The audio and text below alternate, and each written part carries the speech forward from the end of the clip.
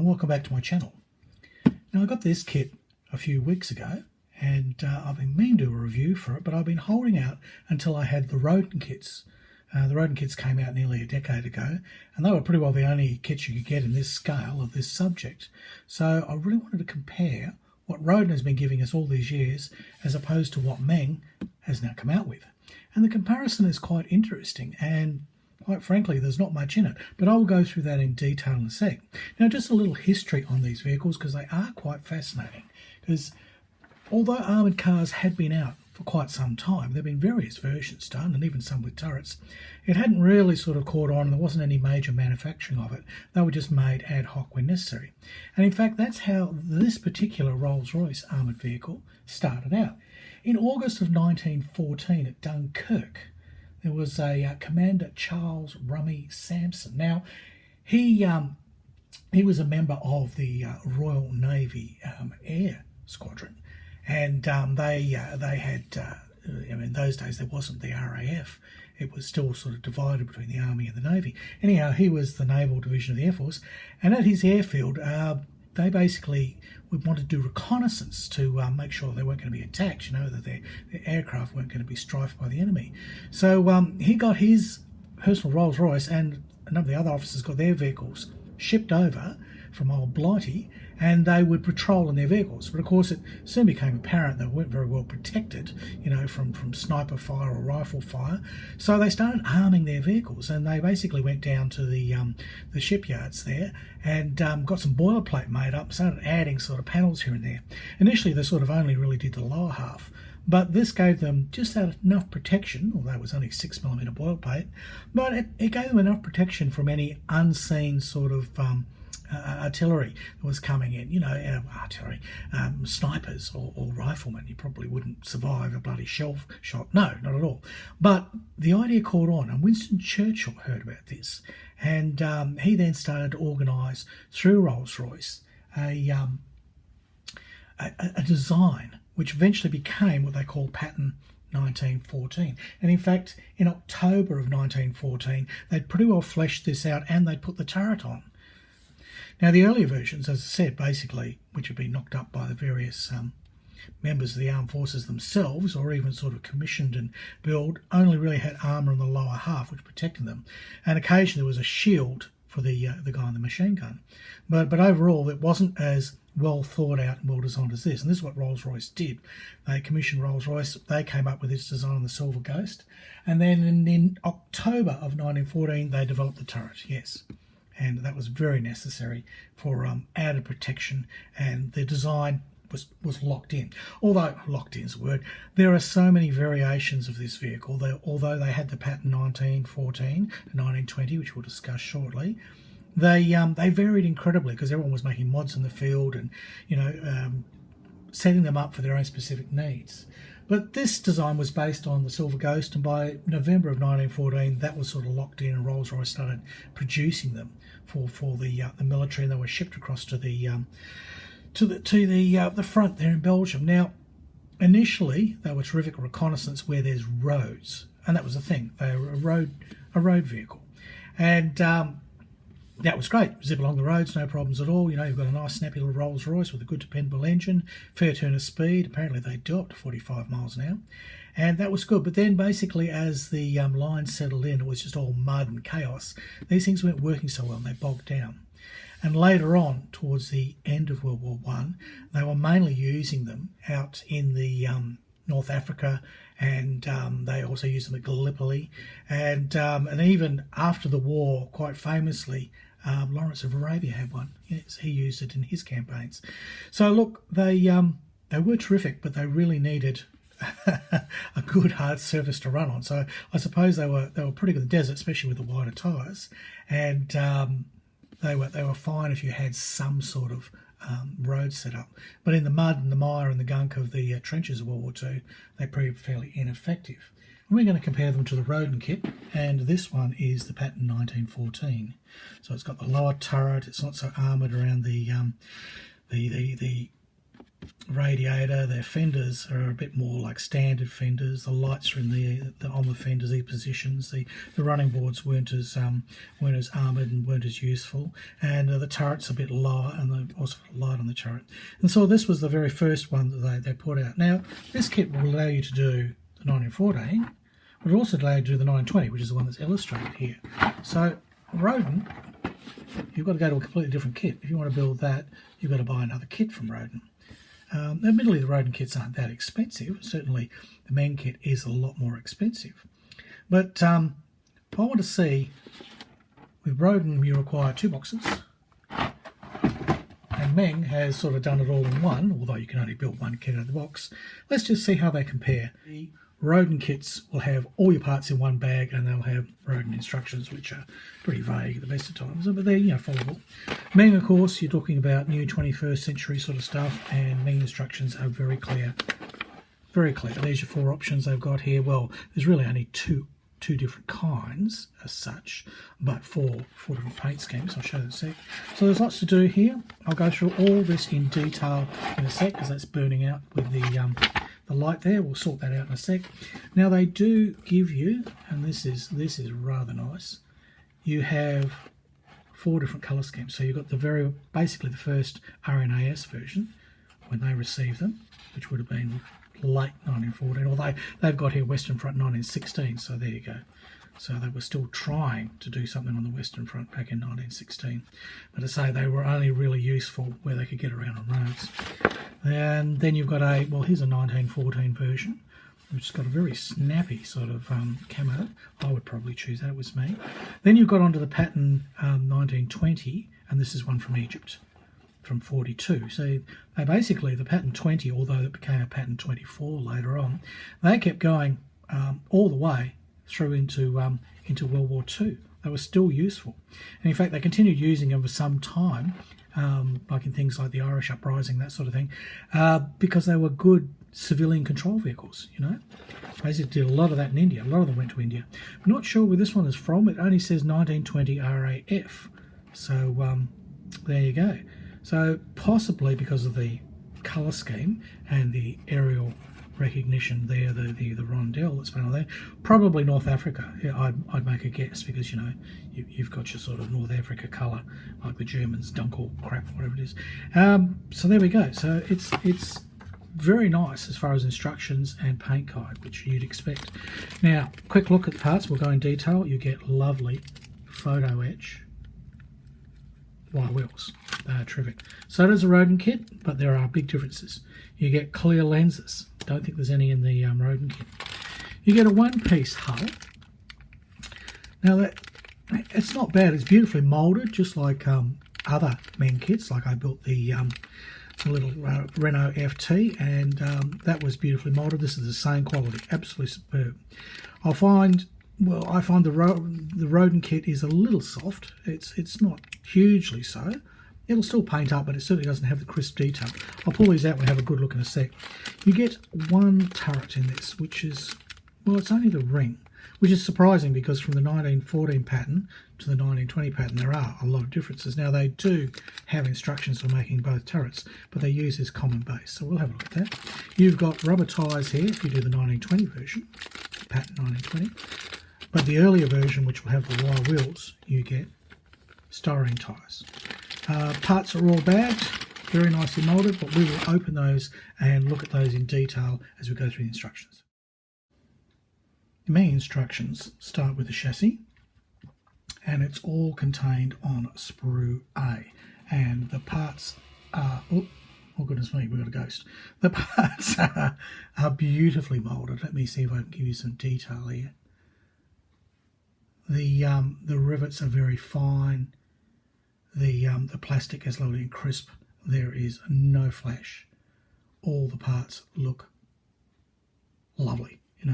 Everything is what you'd expect from MENG. It's been well done.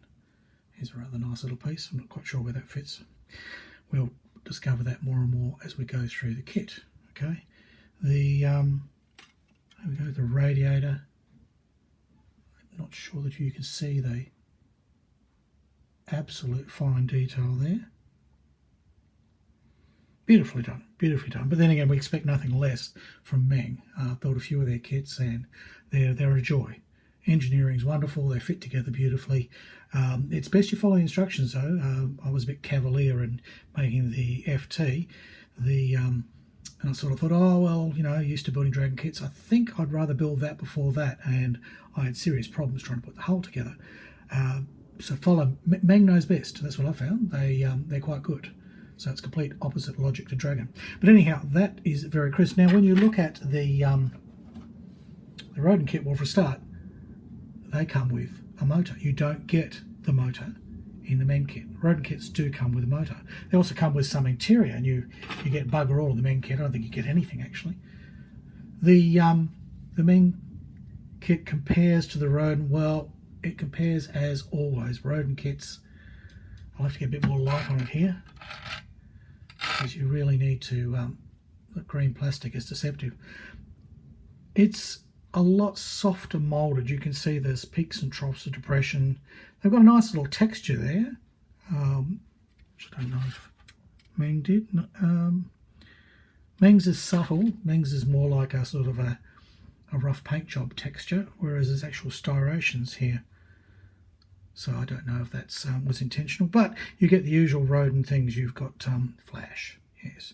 You've got quite a bit of flash here on some very delicate parts to clean up, and you've got sinkholes. I imagine that's a sinkhole and not a joining point, or an injection pin mark. There is sinkholes here on the radiator. Those are sinkholes. You've got this kind of interesting texture on all the Roden parts here, which is rather nice. It's sort of, I don't know, sort of like a galvanized metal type thing. I'm not sure if that's exactly how the vehicle would have been. But yes, the Roden's okay. I mean, it'll build up fine. You could certainly make a model out of it. But yeah, it doesn't have the quality, and everything's kind of soft and round. There are no nice, sharp, crisp edges. But that is the difference between, you know, technology in the last 10 years has come a long way, and Roden, in this case, probably hasn't been keeping up with it. So that's sort of the start there. Now the instruction-wise, your Roden kit, well, it started with the motor, which you don't get in there. It goes on the wheels. We'll talk about those later. These are actually the wheels for the Pattern 20. I'm more interested in the wire wheels. We'll discuss those in depth later. But you get the seats and the interior and the steering wheel. Now, I'm not sure. We'll have a look at the MENG kit, but I don't think we actually get that. But both of them build the chassis up from bits and pieces, and you assemble it just as you would with a real vehicle. So that's essentially the same method for both of them. Side pieces, you've got a top piece, build it up. The springs, the springs are added. The springs are fixed in there. I'm sure there's added as well. Here we go. The springs are added in here, and you basically got, is it a transmission? Yeah. Oh, there you go. That was probably the clutch. That nice looking part I noticed before. Correct me if I'm wrong. My knowledge of car vehicles is a bit wonky. I did work in a garage when I was younger, but I've forgotten most of that with Alzheimer's. Okay, moving on. Let's have a look now at the body, because there's vast differences between how MENG and Roden approach putting the body together. Now the MENG body is beautifully moulded. It's one piece, and the rivet detail again is very fine. Panel lines are very fine. There's a slight texture on it, but it's probably just mould release agent actually.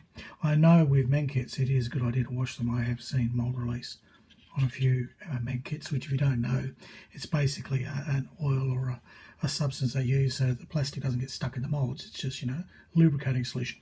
So you can suck the sucker out.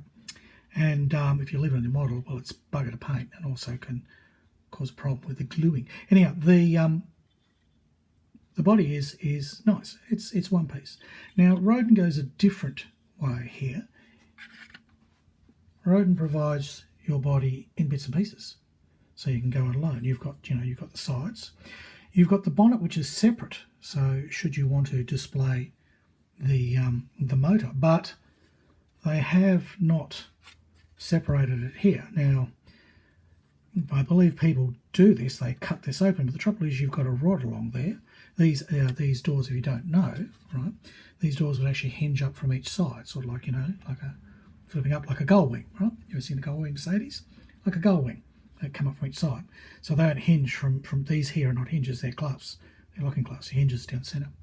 So if you were to want to display the Roden motor, you'd have to be very careful about cutting into here.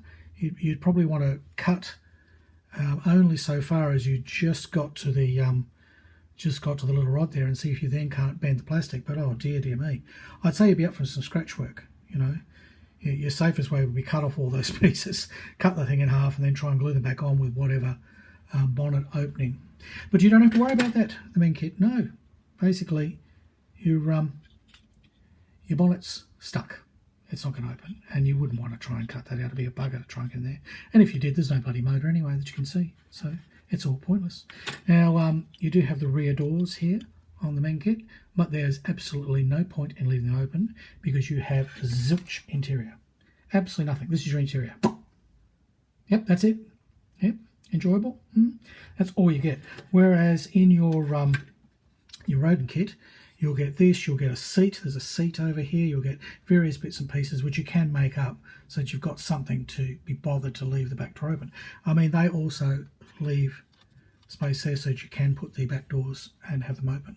So you've got more options in the Roden kit. You can do a lot more with it, but you have to be prepared to do a little bit of scratch work and a bit of fandangling, and you'll get there.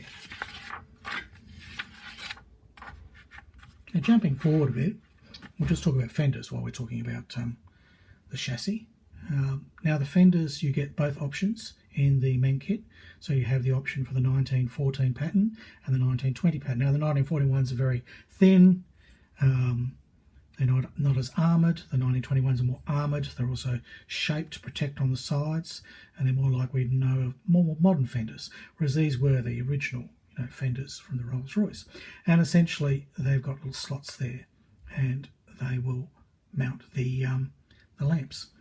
On the fenders of your 1920 version, which is this one here, your lamps are mounted actually down on the springs. So they bounce up and down as well. Actually, probably on the chassis there. They wouldn't mount on the springs, would they? They bounce up and down. And you've got little lights, little spotlights here. Whereas in the MENG kit, for your 1920 version or 1914 version, you've got the little slots here. Your main lights are mounted on the fenders, so they would wobble around a bit, and your spotlights are basically up here, either side of the cabin, so they'd have to reach out and set the spot.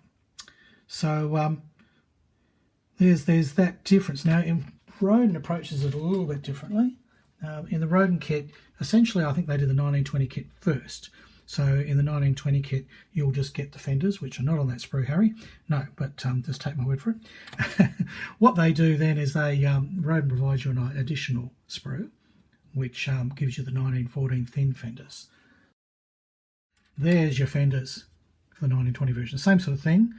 Not as nicely moulded, because it's all in one bag. Rivets are going to get bent and broken, which is the thing. I usually, with my Roden kits, is at least once I've opened them, is I'll try and rebag every sprue so they're protected during the process of playing with them and building the kit.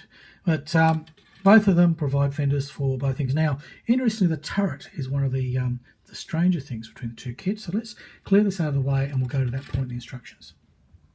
Step 17, and MENG has got us building the turret. Now, this is the assembly for the earlier 1914 version, and this will be the assembly for the later pattern 1920 version. Now, my research showed that the earlier version turret height was lower, and the later one was taller. Well, MENG's made it taller by adding on the extra machine gun sort of mounting here, but it's different in the Roden kit, so we'll just go through that. So here's the MENG turret, and it's again beautifully, you cannot fault their moulding. It's absolutely exquisite and very clean. And the only option they're really giving you for this is the 1920 and that's the 1914. They've gone from one hole for a machine gun, whereas the 1921 they're giving you more options, 2 different types of machine guns and one on top. Now, Roden goes a completely different way. Now, obviously their initial release, as far as I can tell, is the 1920 version.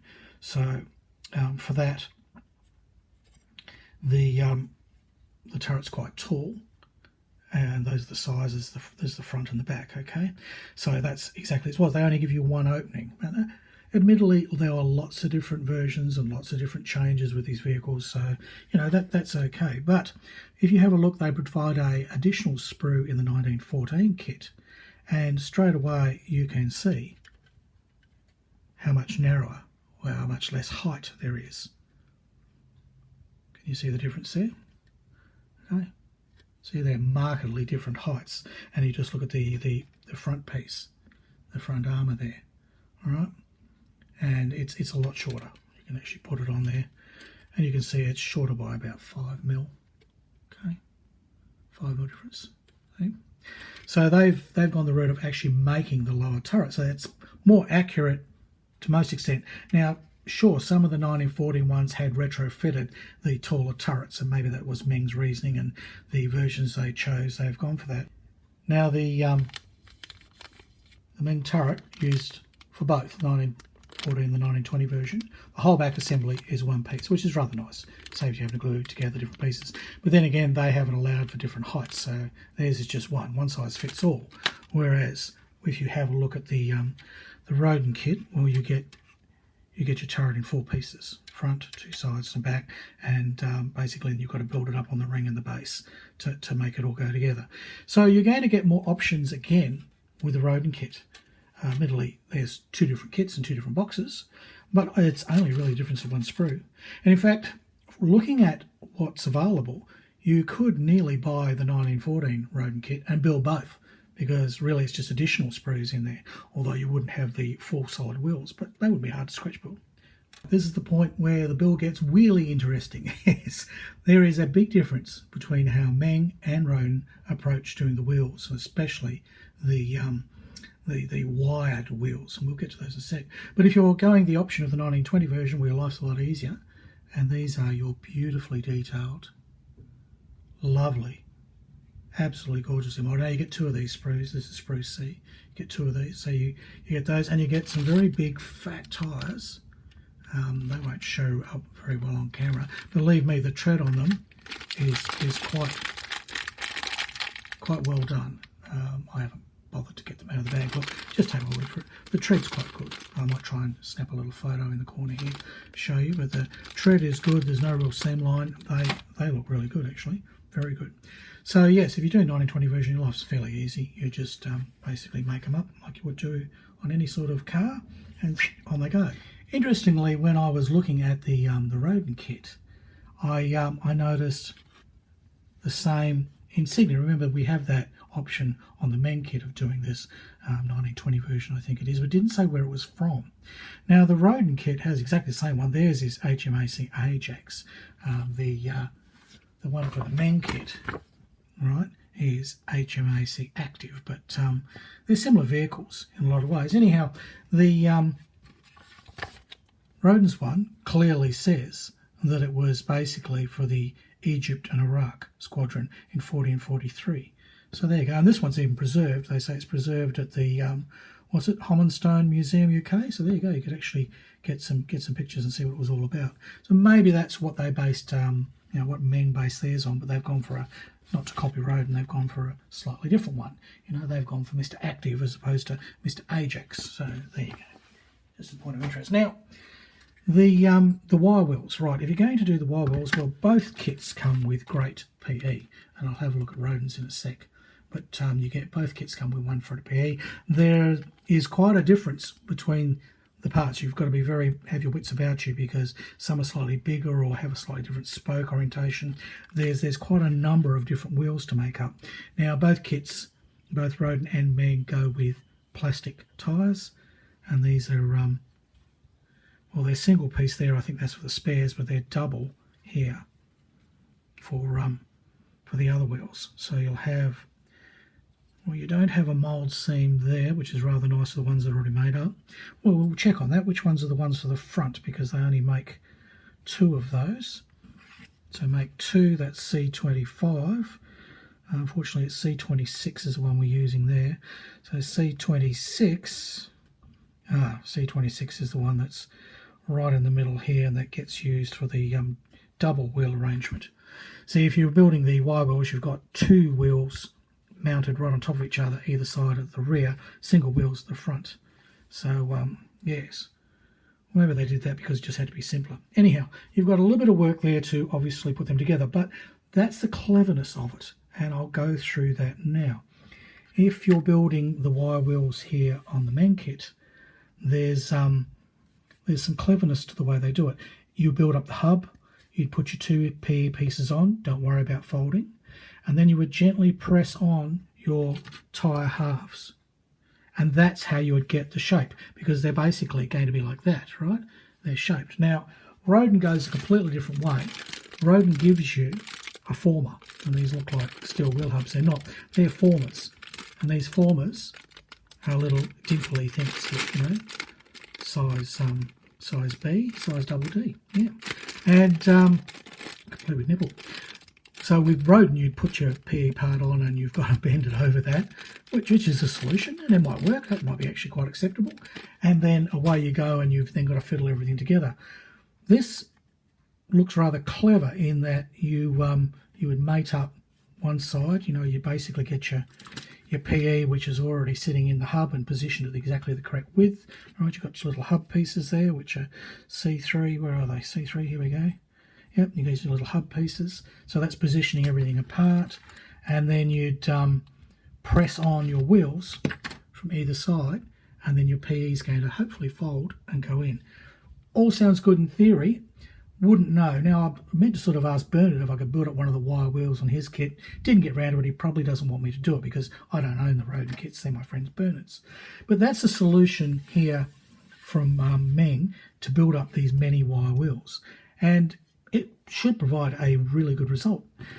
The wheels and tyres, however,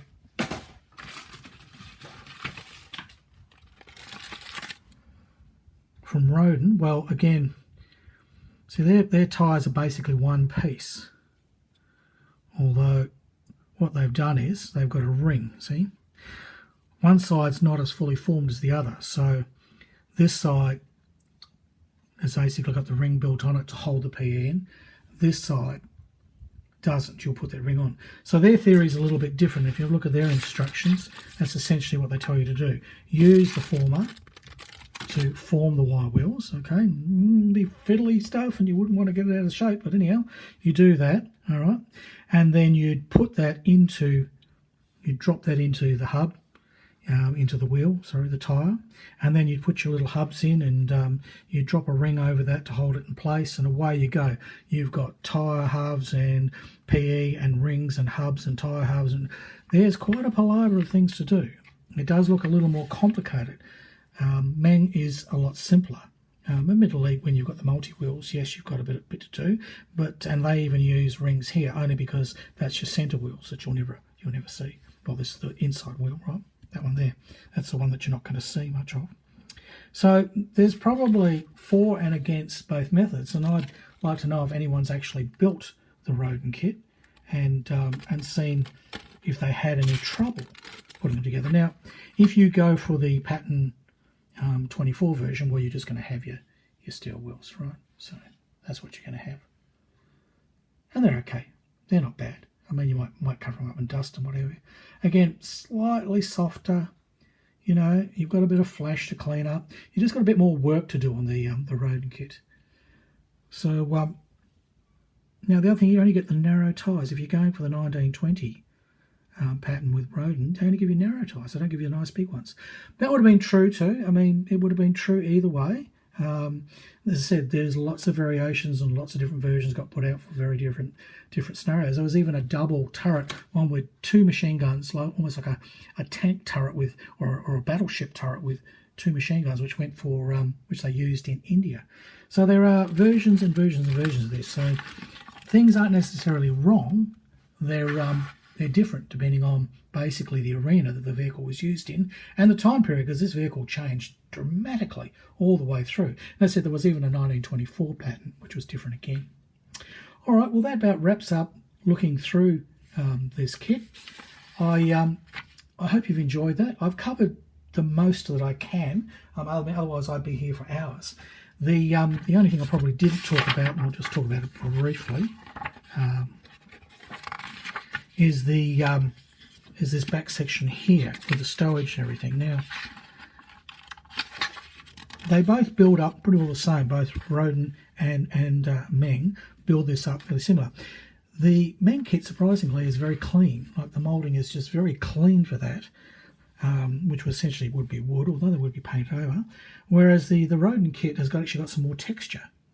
Interesting. So there's one time where the Roden parts are actually a lot better. So there you go. So admittedly, between the two, it's don't get much in cover on the old Roden kit. Between the two, MENG is probably going to be a cleaner build. You certainly don't have much to tidy up. There's no flash, and the parts will fit, and it's nice and sharp and clear and crisp. But having said that, the Roden kit, the kits give you more options. There's a lot more going on. It's probably a lot more interesting, and if you don't mind doing a little bit of clean up and a little bit of work and adjusting your fit, away you go. With the MENG kit, if you want an interior, well, you're going to have to scratch it yourself. You won't get that on the Roden kit. So horses for courses. Nothing wrong with the MENG kit, but admittedly you can only build one out of the box. You've got parts for options. Roden kit's going to be less expensive, and if you wanted to build both versions, well, you're probably better off buying the two Roden kits. It probably only cost as much as the one MENG kit, but you could build two complete vehicles. So there you go. There's nothing wrong with either of these. The MENG kit is just newer, sharper, crisper, snappier. But the old dog Roden still got a lot of life left in it. So there you go. That's my review of the MENG British Rolls Royce Armoured Car and just how it compares to the old Roden kit. All right, that's it. Goodbye from Australia, and it's hooroo from Harry Houdini.